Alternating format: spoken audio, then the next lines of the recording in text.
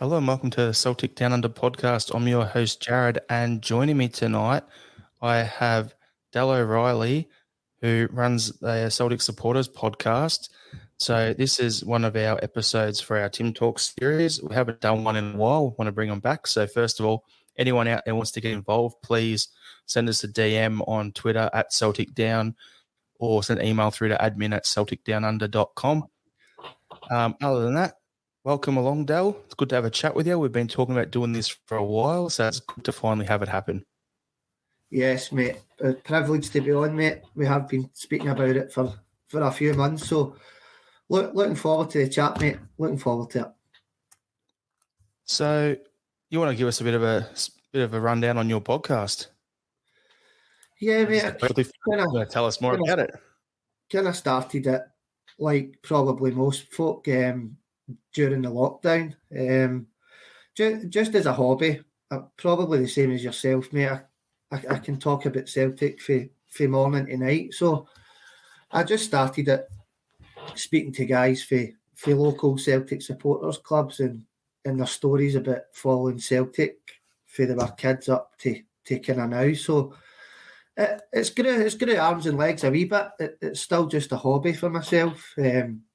Got a full-time job and kids and stuff like that. So it's something I could talk about all day as Celtic, and speaking to a wide range of fans and getting their stories is something that really interests me. So I'm loving it, mate, and getting to speak to guys like yourself for the other end of the world. It's amazing, meeting new friends, and I'm really enjoying it, mate. That's good to hear. It's the fun part of a podcast. Like, I was on a previous one, the old Oz Celts podcast, and then that ended up. So I started my own one, Celtic Down Under, and yeah, it's been great. Like, just the Celtic family doesn't disappoint. Like, there's so many different people out there that are, happy to have a chat, and they've got some good stories for you. And yeah, it's unbelievable. Like, everyone's different, and that's what I love about these Tim Talk ones, because we've got the standard questions that I like to run through, but as we say, we always tend to go off on tangents and, dig down a little bit on a few things that you say there. So I think we'll start it off with the first usual question. How did you become a Celtic fan? Or did you not have a choice? No choice, mate. I think when my mother found out she was pregnant, I was a Celtic fan. I've got a massive family. My mother and father have got a lot of siblings, so my full family's Celtic. So that, what you said, it wasn't a choice. I was born a Celtic fan, so all my cousins, uncles, aunties, everybody in my extended family are Celtic. So no choice there, mate. It was born and bred green and white, mate. Nothing wrong with that. Could be a lot worse if you were, a blue nose. So yeah, certainly, you won the lottery there, mate. Yes. Yeah. So, just question for you. This might be a little bit odd then, because you got your family involved and everything, and this is a question without notice.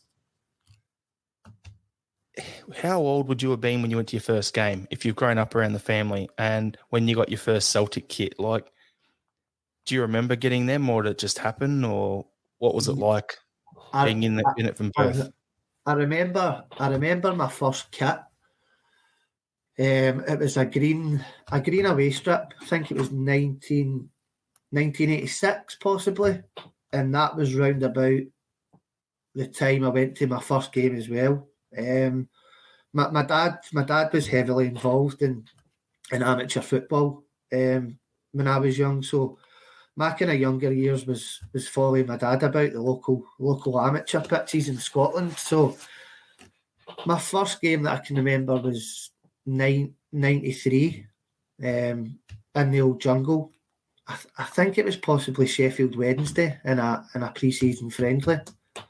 That's my kind of earliest memories. I do remember the kind of centenary year and stuff like that, but it was early 90s before I actually started going to the games.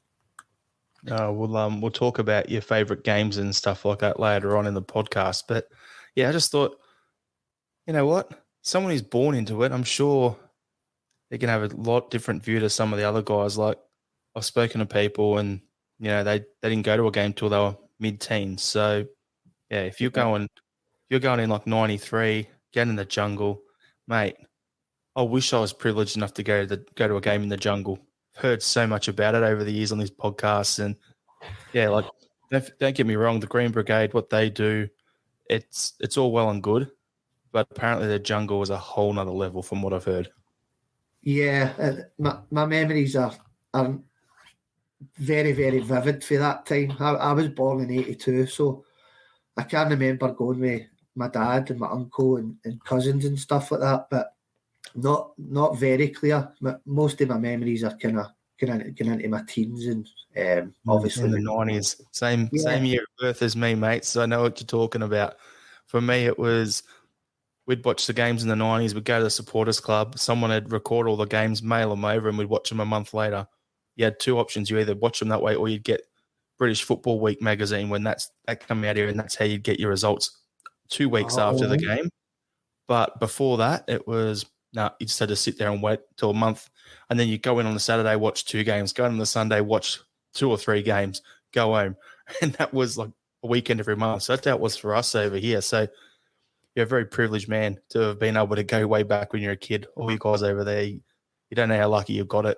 I'm jealous. Yeah, mate, listen, I think the youth of the day don't know how lucky we've got it. I certainly feel privileged to have been to the Old Parkhead and be a season ticket holder with my kids just now. So yeah, mate, I certainly do know how lucky I've got it. I know there's a lot of the young team out there that are very, very spoilt nowadays with the recent success. So I feel very, very lucky and privileged to have been to the games for so long, mate. It's not just that, though, as well. For me, I look at it and go, as a supporter over here, if I want to watch the games, it's so much easier. Like, I don't have to sit around and wait and watch games that are a month old and think that they're new and happening at that point in time and not knowing what the league is. Because back then, 90s, no internet. The games in the Scottish League weren't covered in the paper out here. So now I've got the internet. I can go on Celtic TV, illegal stream CSC if I need to, go find something on there, watch a game, and go into my lounge room, smart TVs. You don't even have to use your computer. It's just perfect. Like, it's so much easier. But yeah, it's I think what we used to go through back in the day to watch the boys. Yeah, certainly, mate. It's a changed world, isn't it? It's so easy to watch anything now. Just a quick one, mate. What's your background then for supporting Celtic all the years back? Family, just like you. Family as well. I've got a bunch of family out Dundee, Aberdeen, up on the east coast in Scotland. Then the other half of my family down Cork, Tipperary area, and in Ireland. So I had a lot of family over there. So I was pretty much born into it as well, even though I'm over here. Good, mate. Good to hear. Yeah. So what we'll do is we'll jump on to our next question. So what's your take, Dale, on the current club structure? Do you think there's any changes that are needed? Like, do we need a director of football like the talk was in the preseason? Or do you think Andrew's doing a great job as a manager and should be left alone? What are you thinking at the moment? Mate, I'm in such a high as a Celtic fan now. Obviously the debacle last year with Mr. Howe and Lennon being sacked and losing the 10 was a tough time. And ignorantly, I never knew who Ange was before he came in. So I'm absolutely delighted where the club is at the moment. Touching on the director of football stuff, I don't think we need one, mate. I don't think as a club and the way Ange seems to be, it seems to have now total control over the football club, over the signings that are coming in. I heard the other day, obviously with the McGree signing, he was heavily involved, and speaking to him and pushing it over the line. So, no, for me, the big man is doing a fantastic job, mate. So let him go on with it. Let him keep control of the signings. it's his team. He's got a trophy in the bag already. I think we're going to push on and win the league, mate. So I don't see us needing many, if any, changes at all at the moment. I'm very, very happy where we are as a club at the moment, mate. It's funny you say that because it's like Ange. It's from my hometown over here. I've been watching his team since '96 when he was at South Melbourne. He managed my actual local team for a year, Melbourne Victory. So I've seen him do these rebuilds at club upon club upon club. He did it at South Melbourne. He did it at Brisbane. He did it at Victory. He apparently did it in Japan. He did it with the Australian national team. Now he's doing it at my club again, but my main club, the one I've followed my whole life. It's unbelievable to see. I knew he'd have having seen him for years. Like, it was funny to see like people like yourself not knowing what he was like, and I'm just sitting there going, "Oh, your world's about to be blown." And to see people, and then to see people there just walking around going like I was talking to Tony Haggerty from Axon the other day, and he was saying to me that he Andrews basically made him fall back in love with Celtic again after last year. Yes, and mate. I couldn't sum it up any better. Like, that's the perfect summary. Yes, 100%, mate. 100%. I think the full change in the club was obviously the club were massively against what was happening, not just in the park last year, but the boardroom. And I've not felt such an affinity to the club, and the closeness in the squad as well is massive. Even looking back to probably, I would go back as far as the Mark O'Neill side, how close the squad looked and the way they were with the fans, and that's what Andrew's brought back. Obviously, you see it after the game with the players going round the park and getting into the fans and giving their tops in, and they look as if they're all together as one. They look as if they're close friends on the park as well, which is massive. And they've not seen it for a long time. So I totally agree with what Tony's saying, mate. He's certainly made me fall more in love with the club in the last 6 or 7 months as well. What's funny with Ange, it's always like, coming from Australian sport, we've always got these few key pointers that you talk about. All the good teams in the local domestic comps, whether it's AFL or A-League or whatever, or rugby league, they have that thing called the no dickheads policy. If you're an absolute idiot, there's no place for you. Get out. So that's why as soon as Lee Griffith's situation happened in the preseason, I'm like, yeah, he'll be out the door in 2 seconds. Like, gone. Had to happen. So that sort of thing, it's good for a club culture and it builds togetherness. And then if you go back to what Brendan Rodgers said, it's the Holy Trinity. It's the club. It's like the players, the fans, the board. Last year, the issue was all three of them weren't pulling in the same direction. No. So it's good to see. Early in the season, I thought it was just okay. The fans and the players were together, but I'll give credit where it's due. Michael Nicholson, he's been a breath of fresh air. We haven't heard boo from him. He's just got on and done the job. And I will give credit where it is due. I bag out the board something chronic on this podcast if they have to do it, but at the same time, the board look like they're pulling their weight now as well. So that's good to see.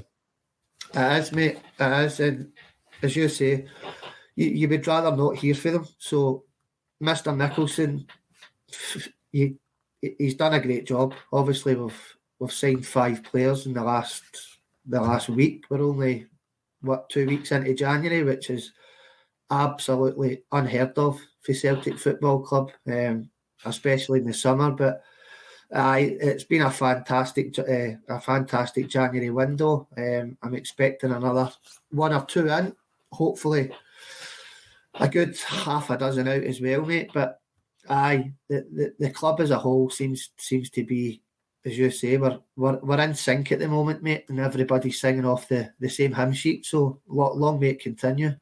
Oh, you could have made a perfect, dad joke there. You said we're in sync. You could have made a boy band joke and it would have been even funnier. Missed that one, mate. Missed that. Shocking. Threw it to the keeper. We'll let it happen. All right. So you were talking about a couple more in. So how do you talk about recruitment and where we're at the moment? So how do you think our recruitment has been over the last 12 to 18 months? Let's talk about Lenny's last season, first of all, into this season so far, which is where the 18 months come from. And then which current players at the club do you think will be moving on in the next, whether this window or end of the season? I think getting back to Lenny, I don't know who was signing off guys like Barkas and Ajeti and John Joe Kenny and guys like that coming in who just never worked. Here's a heated driveway. I know. Obviously, big Duffy as well. Never worked too well, but I think when you look at Duffy's signing and the passing his father and the lockdown and living in a hotel in Scotland, I think the big man got a bit of a rough ride for the Celtic fans, albeit his performances weren't up to much. But when you look at what was actually going on in his life, then he's proven it in the Premiership what a good player he is, and at Ireland as well. So the Barkas and Ajeti one certainly not worked out, but Kyogo coming in. Obviously, we've not seen the three new Japanese signings, so hopefully get to see them on Monday back at Paradise. I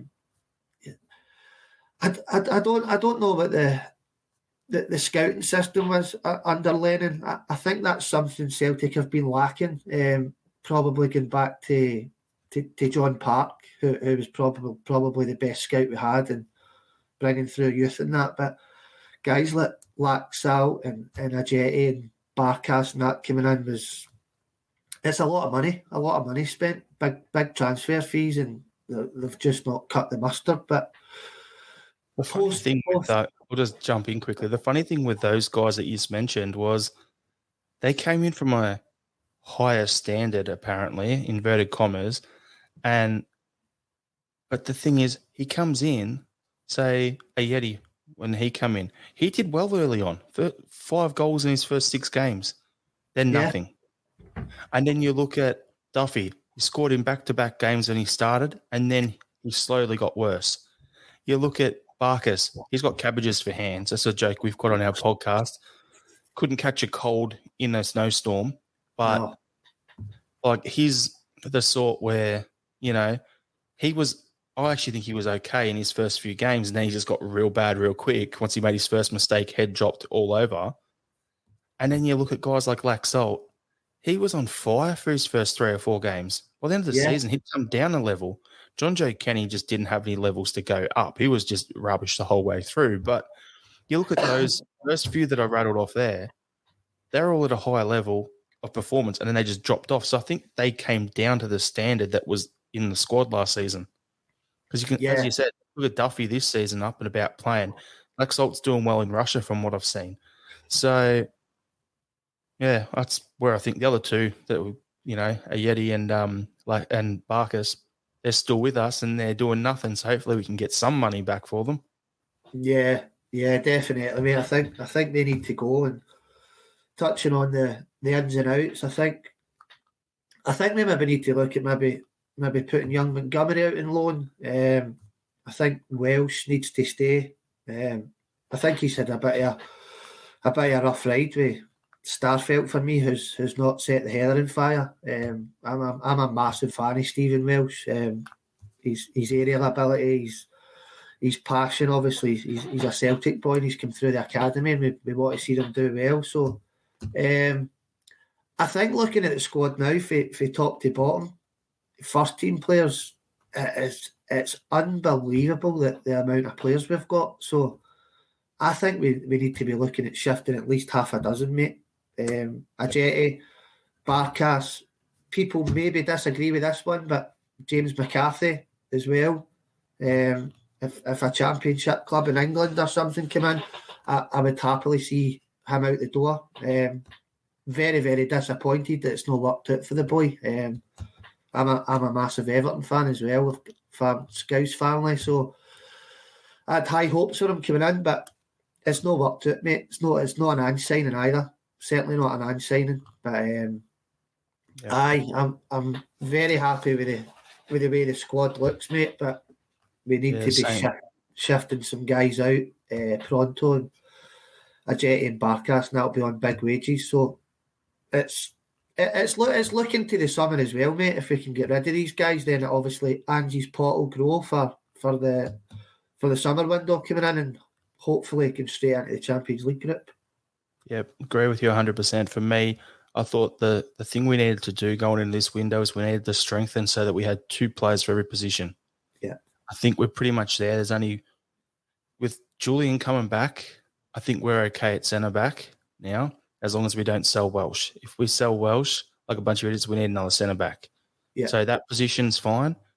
The only 2 positions for me is if Joe Hart gets hurt or sick or whatever in this current environment, our backups goalkeeper are pretty rubbish. Like, you're either going to have to play Barkas, but we got to sell him, move him on. And Bain, never been a massive fan of Bain. So for me, do we give Connor Hazard the number 2 role there as a backup, or do we bring the young kid up from the Colts who's been doing really well and make him the backup, or do we look to get someone else in? Who knows? So I think the goalkeeper position is a potential issue in terms of if Joe Hart was to get hurt or get sick with COVID at the moment, the way the environment is, we're weak there. The other position that we still need to strengthen, in my opinion, however, this may be offset if we're going to play Jota out right and put Maeda out left instead of playing him as a striker. If Maeda's a striker, then we need a right winger. If Maeda's going to play on the left, we can put Jota out right, then we're okay. So they're the only 2 positions for me, the right wing and goalkeeper, that I reckon we probably could strengthen further. But then, as you said, we've got to move on guys like Bolingoli's got to go. Monty should go on loan. Mikey Johnson should go out on loan. Yeah. I'd love to see, what's the young centre-back who played against Mitchell? Dane Murray. Dane Murray, put him on loan in the top flight as well. Put Uragiri out on loan. If you get those guys out on loan in the Scottish top flight, they can help strengthen our oppositions. They're not going to play against us, but they can help take points off other teams. So that would help us on that regard, and it would help their development in the league that they're playing, because if you go and play at Aberdeen on a Tuesday, Wednesday night, and you can see how cold it is, and you know that, it's going to help you for when you're back at Celtic. Going and playing down at Scunthorpe or going and playing down at Tranmere or whatever, that's not going to help you with that situation, is it? Yeah, I think possibly the only one that would kind of disagree was obviously McGregor went down south and look how he's turned it. But you look at when we signed Ryan Christie, the wee skinny guy that there's the Aberdeen diet. Yeah, mate, and eat, sleep, and breathe steaks and football. And he came back. He got the chance against Hearts at Murrayfield, scored that goal and kicked on. So I would like to see the young guys get out and loan in Scotland. The only thing that kind of holds me back on that is obviously the games that they can't play against us. Possibly somebody then comes in and has a good game, and then they're sat on a bench for a few games. That's the only way I'm kind of against it. I don't know if these guys are good enough to go to a championship down south, but listen, League One down in England is a possibility for these young boys to go and show what they can do. But there's certainly a lot of boys there that would 100% benefit playing week in, week out, and hopefully it benefits the club when they come back, with the likes of Calmack and Christie are very good examples in that. Yeah, and even Chris Ire, his half season at Kilmarnock as well. Like that was another one there that was a good move for us. So yeah, I think other than those guys on loan, I'm looking at the only 3 that should probably go out permanently at the moment, unless an offer comes in for McCarthy, as you've said. Yeti needs to go, Bolingoli needs to go, and Barkas needs to go. So that's $13.5 million worth of transfer fees in on those 3 players that we spent, that now we need to try and recoup something and get them off the wage bill. So then it frees it up for Ange come January. Not January, come June, July next year. Yeah, it'll be interesting, but yeah, we'll talk about this more as well because we'll talk about this more a bit later on when we record our actual live weekly podcast. This is going to come out on Sunday. So what's the date on Sunday? The 19th? No, not the 19th. I don't even know what the date is. But near the army, actually. The 16th. So this will come out on the 16th, this episode, but we're recording it on the 12th so everyone knows. So we're going to have our regular podcast. Dale's going to be on for that as well. But what we'll do now, Dale, we'll change a bit. So we'll go into your time supporting Celtic. So I've got a few little questions to finish off on the on podcast. So who would be your all-time favourite Celtic player other than Henrik Larsson and why? Even though you sent me these questions, it's a hard one. I was a defender growing up, so I kind of always liked my full-back, centre-halves, kind of defensive midfielders. Martin O'Neill's side's always kind of my go-to team. Martin O'Neill's era and the first couple of years under Brendan's probably been my favourite time as a Celtic fan. But without Larsson, I thought when you started talking about defenders, I was thinking he's gonna start chanting "Bobo's gonna kill you." That's the player. That's the player that's on the tip of my tongue, mate. If I was going to name just one, I would probably go with Jackie Mack. I think. Nice. It's a hard question to name one, but you feel like you're cheating on the rest of all these players who brought you so much love over the years. Aye, so I loved Big Bobo, Mialbi, Jackie Mack, and Paul Lambert's one of my favourite all-time players. But I think just Jackie, I was a full-back, so when I was growing up watching Celtic, Jackie was kind of one of the first players I really, really loved and watched very closely because I played in the same position as him. So without the king, I'll say Jackie Mack, mate. I'll go with Jackie Mack. Well, speaking of Jackie Mack, it was funny. If you go back to the start of the season when we're talking about director of football coming in, I was like, if I was going to bring someone in, the talk was I put Kennedy up there or Sean Maloney comes in or whatever. I was like, no. For me, it was put Jackie Mack in that chair. Now he doesn't have to mange. His football knowledge and everything would have been great. That's what I would have liked. And then Ange comes into the club and I'm like, yeah, we don't need that. Yeah, definitely. Yeah. But yeah, that was what I thought. So I rate him very highly as well. So since you struggled to get Jackie Mack just then as your favourite player other than Larsson, now we'll spread it out a bit. Who'd be your top 5 players that you've seen play for Celtic in your lifetime? I normally say make it a 5-a-side. So, a defender, a striker, a couple of midfielders and a goalkeeper. Or just throw any 5 out there that you want.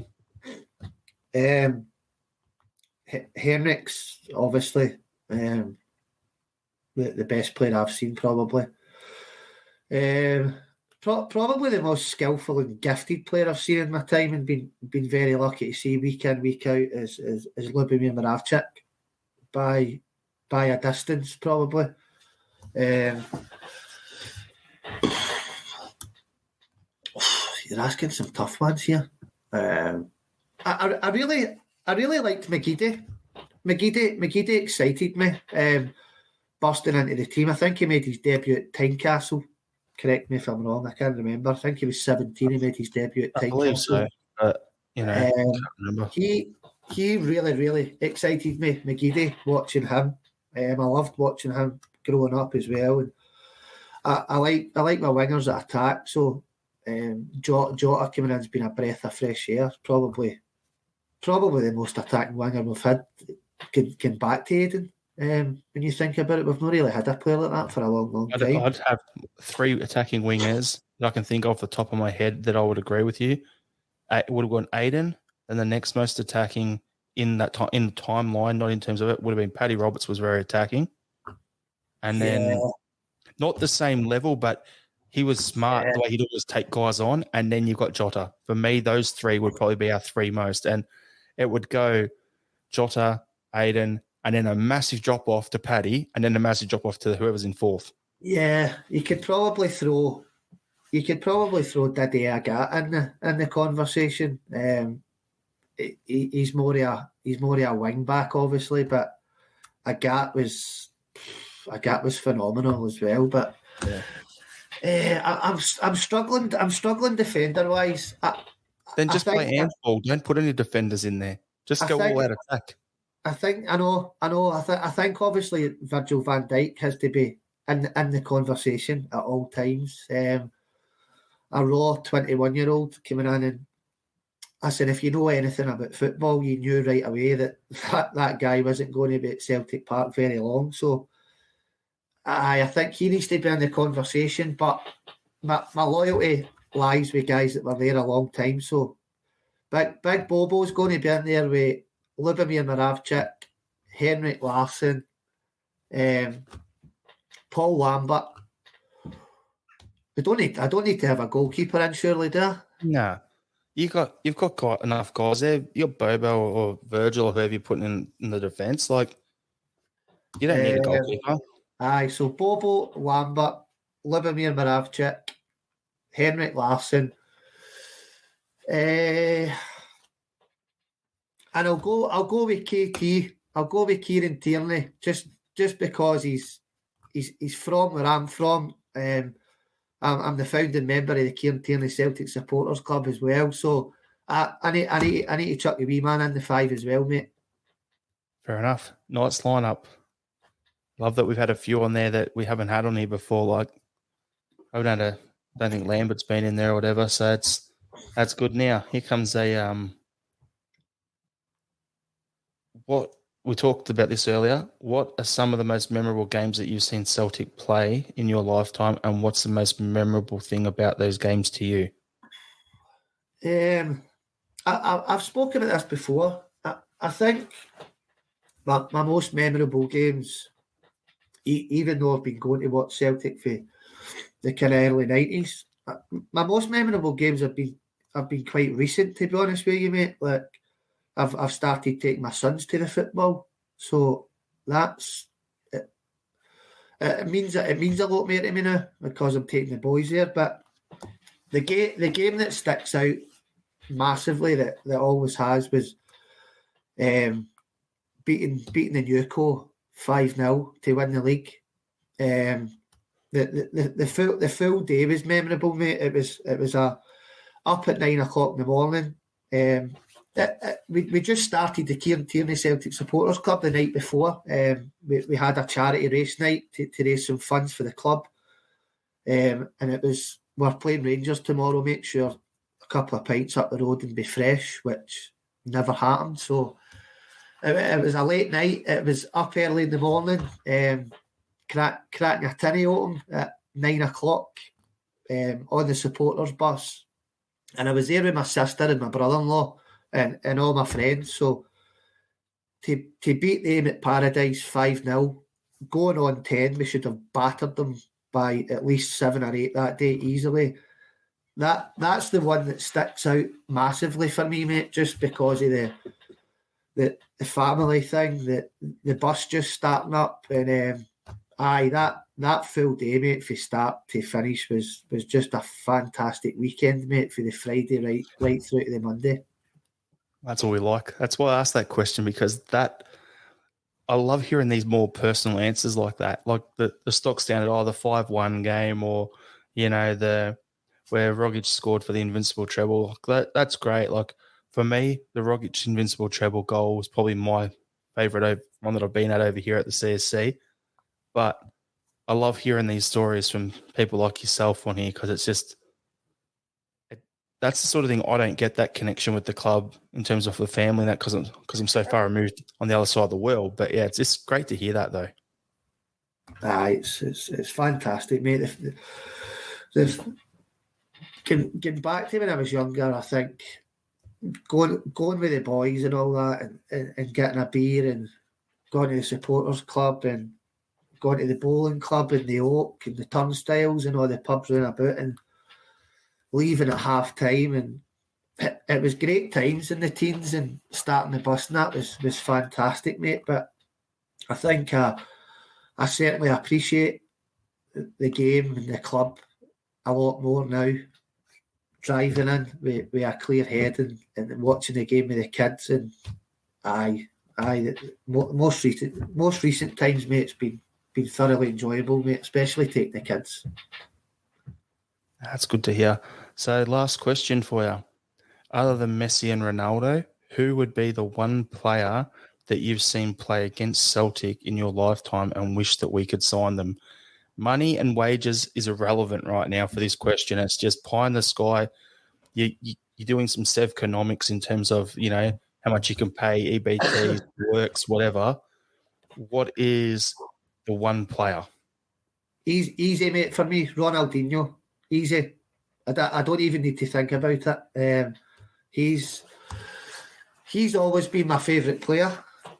Even if the question's asked with Messi and Ronaldo involved in it, Ronaldinho all day, every day of the week, mate. I think the guy's an absolute footballing genius. What he done with a football at his feet was phenomenal. The goals he scored. I just actually watched a clip the other night.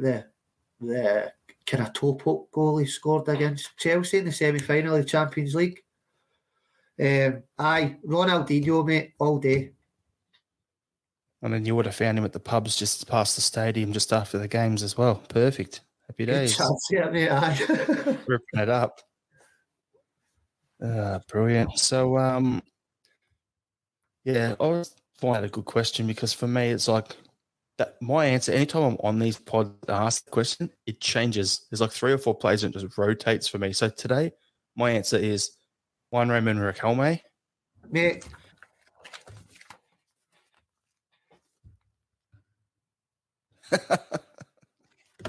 What a player. Brilliant. What a player, mate. Yeah, I was up. It was one for me. I just loved watching him play as well. But yeah, Ronaldinho, class act. Are you sure we would have been able to buy him though? Because, we would have been bidding against St Mirren. That's right, aye. He was keen to Scotland, so there you go. Happy days.